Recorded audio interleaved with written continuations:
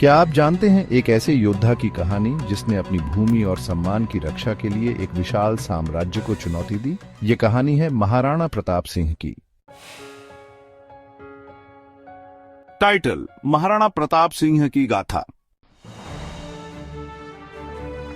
मेवाड़ के राजपूत राजा महाराणा प्रताप सिंह को भारत के सबसे महान योद्धाओं में से एक माना जाता है। उनका जन्म 9 मई 1540 को राजस्थान के कुंभलगढ़ में हुआ था। वो महाराणा उदय सिंह द्वितीय और महारानी जयवंताबाई के पुत्र थे। एक शासक के रूप में प्रताप का सफर चुनौतियों से भरा था।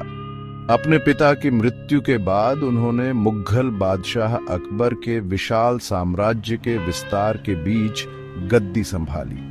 प्रताप ने अकबर के सामने झुकने से इनकार कर दिया और मेवाड़ की स्वतंत्रता के लिए लड़ने का फैसला किया।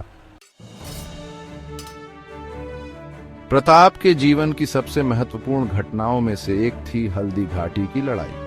अपने वफादार भील और राजपूत सेना का नेतृत्व करते हुए प्रताप का सामना मान सिंह प्रथम के नेतृत्व वाली अकबर की विशाल सेना से हुआ। हालांकि प्रताप की सेना छोटी थी, लेकिन उनके साहस और उनके वफादार घोड़े चेतक की वीरता किंवदंतियों में शामिल हो गई। युद्ध हारने के बाद भी प्रताप ने हार नहीं मानी। वो जंगलों में रहे, जंगली जामुन खाए और अपनी वापसी की योजना बनाते रहे।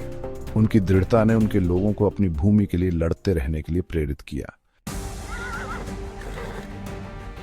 महाराणा प्रताप का दृढ़ संकल्प और अपनी मातृभूमि के प्रति प्रेम अद्वितीय है।